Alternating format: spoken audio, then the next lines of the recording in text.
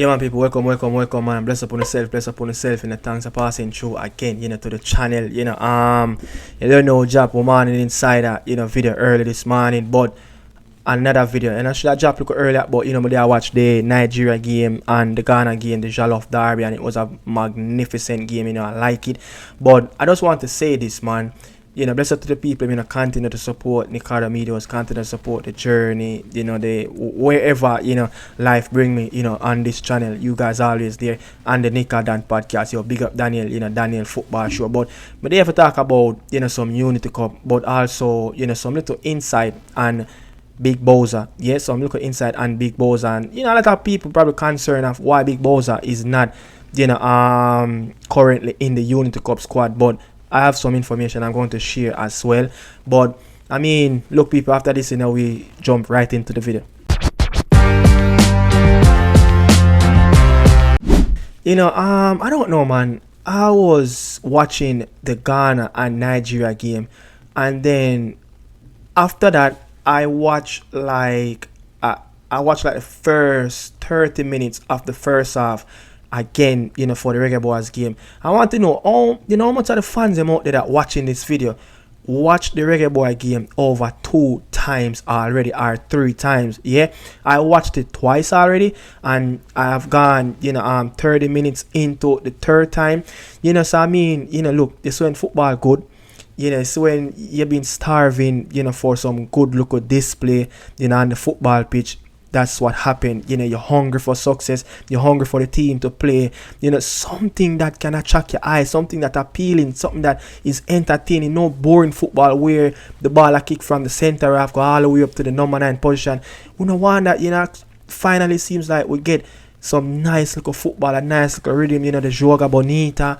And it seems like going forward, Steve McLaren will have some headache selections going forward because players are playing for their spots.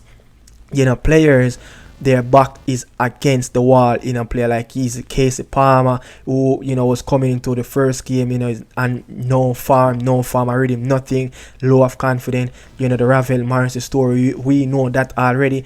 But I just want to say that the Unity Cup, I love it. The atmosphere and how the fans been engaging with the players. A little bit of a vibe in the stadium. I saw some video footage of the halftime. When that game went to halftime, the Reggae Boys game and Trinidad, you could hear the soca songs and then the reggae / dancers. So they're going back and forth. So there was a little vibes. But even in the first half, the fans were engaging. Even when we got a corner kick, even when something, yet you hear the fans them, and the players them would have feel more at home, because especially the local based players, and it's always refreshing for the Reggae Boys to play in England. We know how the diaspora loaded up with Reggae Boys fans, especially in London.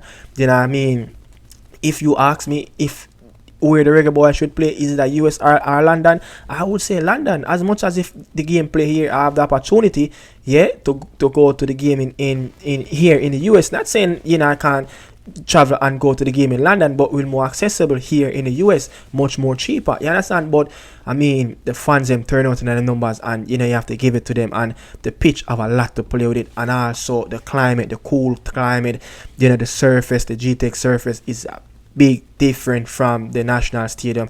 I played in the National Stadium once, and the National Stadium, I can say this, that's one of the heaviest pitch I ever played on. The how they kind of pack that field, it's like there's a thick soil under the surface of the National Stadium, a little bit of sand, so especially when the grass get to your ankle, it's you can get very windy the national stadium pitch very quick in a very intense game, and the football it tend to get pull back and drag back a little bit. It's not a free flowing, so maybe the pitch and everything have a lot to how we played. The players again were more feel at home, they used to the climate, the pitch and everything. But let me say this, Cephas, I don't know why the people am really going at Cephas. I can understand when a lot of people said Cephas need Cephas needs to work on his end product. I can accept criticism like that. But when people are gonna say, I went into some videos and I look into the comment section and I saw some fans. I don't know if they are Reggae Boys fans or they are just some people that walking around different YouTube channel and just give some trouble. Cause you have some troublemaker, some people that love to give some bag of problem in the comment section. But people are say Cephas no fear start, Cephas fear hold the bench, Cephas fear learn. Who am I gonna learn from? Who in that team clinical that Cephas are gonna learn from? There's nobody. And I'm just saying, man, speeds kill. You understand? Cephas' job in this team, it's not all about getting the goals. There's a thing where Cephas, what he did and won those 2 penalties. Mind sharp, I think Cephas have won probably about 5 to 6 penalties. If you don't ask me, think he won about 5 to 6 penalties. To be honest, Cephas have won a lot of penalties in his career. You understand? But Cephas, remember, his development, and I speak to a coach that knows Cephas very well. Big up to yourself, coach. But Cephas' development is different from the regular baller that came up through Jamaica. It's not the same. You understand? And I just want to say this: the journey of where Ronaldo Cephas, the pathway he took, to get to where he's at right now in Turkey. It's a longer journey. He's making the baby steps. He's learning the game. And I must say this, maybe the move from North Macedonia to Turkey, because the Turkish league is not a league that develop youngsters. If you look at some of the best young Turkish players, they are not playing locally in Turkey. You understand? For example, Yildiz for Juventus, he's developing in the Italian Serie A. Gula, they took him, over there in Turkey and get him in, in the Real Madrid setup at a very young age. So, Manchester United goalkeeper, one of the best young keeper in Turkish for the national team in Turkey. So their players not fully developed in that country. When they get to like 16, and up to 23, they get shipped out. So maybe that was a stagnant move for his career. But I can understand the Turkish league is all about the money. You understand? You get as an international player. I can tell you this.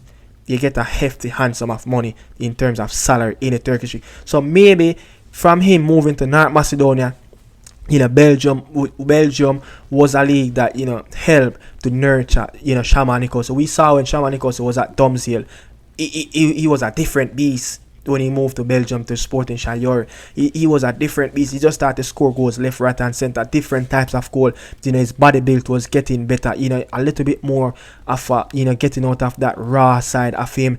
They could see that they kind of refine him a little bit, and himself make that bad move, go to Russia because of you understand already, but Cephas maybe could have made that transition into a team a country like Belgium, Scandinavia, where they nurtured young talent. Norman Campbell. Look at how Norman Campbell played in the Serbian Super League and how he's getting that type of technical ability, the coaching level. Norman Campbell have moved up a notch than where he was playing in the Super League. So, Cephas took a different pathway, but again, the player must take responsibility for what he really lack of on the football pitch. You understand? But if you ask me, Steve McLaren have some headache issues, because where would you put Demarai Gray in the World Cup qualifier squad that's set to name next week? Where would you put Demarai Gray? Tell me. Where? I think the World Cup qualifying squad will name, I think, Monday, when the players and the coaching staff return back to Jamaica, from the Unity Cup. So Cephas, Demarai Gray scored the 2 goal in Missouri. In 2023, when he made his debut, I think it was in the Gold Cup, he had like 11 goals contribution for the Reggae Boys. Best player in that calendar year for us. In 2024, Demarai Gray shit up him diaper. Been playing half full. He's been playing dreadful. He just wasn't going his way. He got injured. He wasn't the Demarai Gray that we saw in the Gold Cup that he played in the Copa America. So He looked like he put on a little bit of extra pound. Now, I can say this. Since the start of the year, especially after the Steven Gerrard era end at El Ettifaq, Demarai Gray look like he's a better player. He's playing better. He look much sharper. He look like he's enjoying his football. But where will Steve McLaren go with the selection? And if you ask me, Ronaldo Cephas is a tiebreaker in this national team, because Ronaldo Cephas, as much as Ronaldo Cephas is not getting the end product, sometimes the decision making is not the best. You understand? But let me say this. The stuff that the Ronaldo Cephas is lack of at this moment, he will get it eventually. It's just that some players, it takes a little bit of time. And for him now, his team got relegated into the third tier of Turkish football. This can be a blessing in the sky for Ronaldo Cephas to go to that next level, go to that next country, and get that extra training, get that technical ability training, and someone that can work on that other side of his game. So it's not bad as well. A lot of people, making it, in end product is not the best decision making selection, because he got little bit of moments in the game where he could share the football, and sometimes decision making of when to go 1v1 with full speed, or sometimes pass it, get a 1-2 and then breeze past the play again. Fine, all that need to get fine-tuned. But with him getting winning penalties, he was in the mix of all 3 goals that the Reggae Boys scored. And Demarai Gray on the other side, yet to score a goal this season, in the Saudi Pro League, and an assist in the Saudi Pro League. So I mean, with him not getting the best of end product, and where would you shift a player like Demarai Gray when you have Louis Baker set to come in, when you have a player John Russell? Seems like nobody will eventually take his spot. You have Isaac Aiden, who is a staple in that number 6, and you don't know what will happen with Ravel. He's a player that can be on the fence, over the fence, a peep over the fence. You just never know what would happen to Lord Ravel. So it's going to be a headache selection for Steve McLaren, and these are the stuff that we want to have in at the national setup, where players are performing. Steve McLaren don't know who to choose, because players are just on top form. But if you ask me at this moment, it's hard to bench Ronaldo Cephas, because if you just listen to other commentators speak, Ronaldo Cephas scored the amount of goals and assist the amount of goals in the second tier of Turkish football of a team that he played with. Just the season that just ended, 4 different managers in that league alone, with under heavy different stifling circumstances. Work environment is not the best. I said it a lot of time on the show. So he have done his fair job at the club level in a struggling team that was trying to stay afloat in the second tier of Turkish football. But where would Steve McLaren go?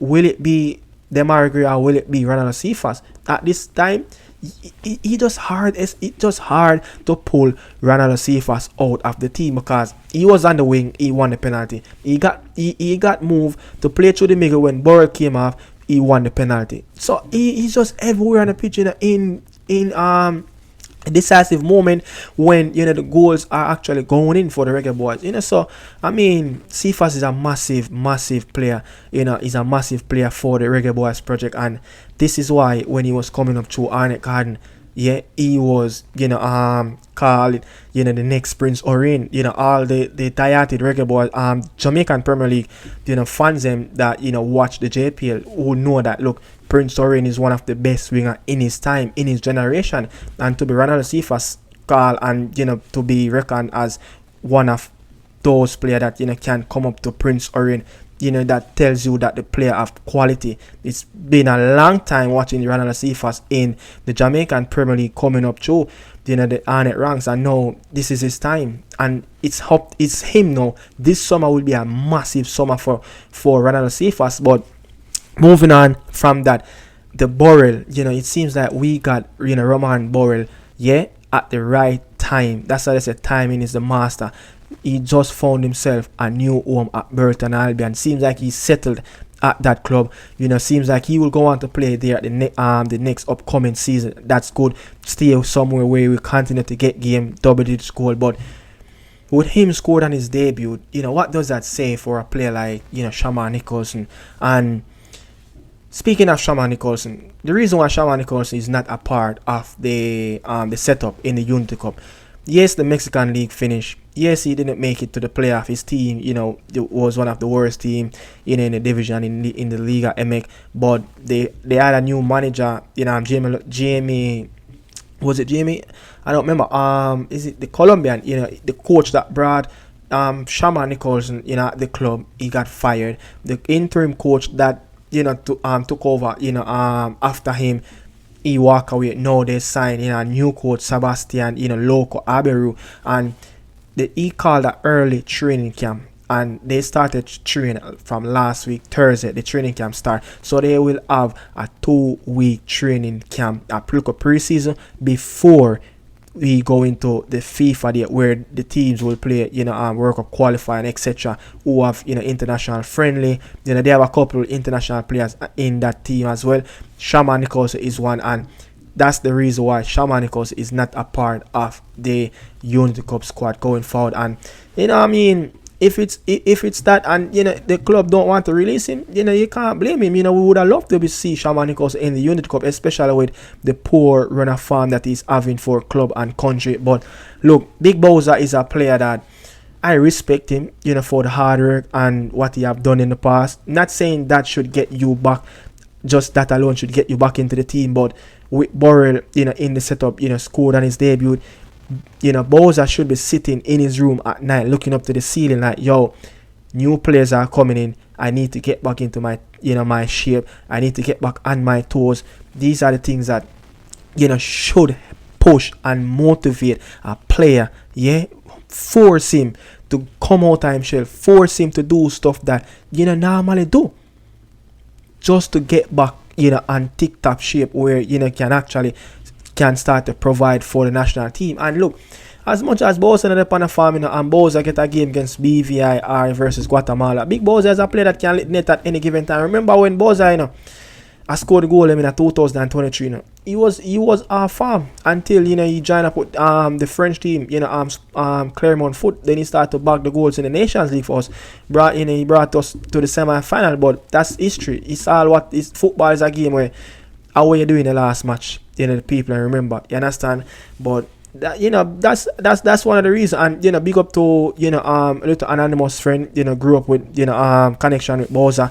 You understand? Anything want to know, you don't know, can link and find out what really going on with Boza. And he shared some insight that look, the player is in Mexico at this moment. Yes, Boza is in Mexico, and the team is training at the Caliente Stadion, in Mexico, in Tijuana, and he's having pre-season, so he's not like he's in Kingston. I thought he was in Jamaica. Yeah, I thought Boza was in Jamaica, on holiday and vacation. But right now, Boza is in pre-season. He's getting, he's staying fit. Yeah, he's staying little bit sharp, and hopefully, he will be ready. So it's not like he's not doing anything at this moment. He's with his club, and he's with a new manager. He's trying to, win back some, a spot back, in that Club Tijuana team. It's not going to be easy, but next up for Club Tijuana, it's July the 31st when they will play away, at in California versus LA Galaxy. But yeah, that's the little news on why Shamar Nicholson, is not in the team, because Unity Cup is not a FIFA window, and it seems that the club didn't want to release him, and he probably chose, as I heard, to go back to Mexico and play a preseason and join up with the team in the preseason, and then he will be available again for the World Cup qualifier going forward. And I heard, he will be in it. Yeah, he will definitely be in the mix for the World Cup qualifier. So look out for Big Boza in the next 2 games after the Unity Cup. But people, bless upon yourself, man. Thanks for watching. The space hot, the space warm. The people them I jump from show to show. The people them want to hear conversation about the reggae boys. But see you guys tomorrow morning. You understand? Drop another morning inside. This was extra. Yeah, after the morning inside the video this morning. So salute to the people. Bless upon yourself. Ciao, ciao, people. Au revoir.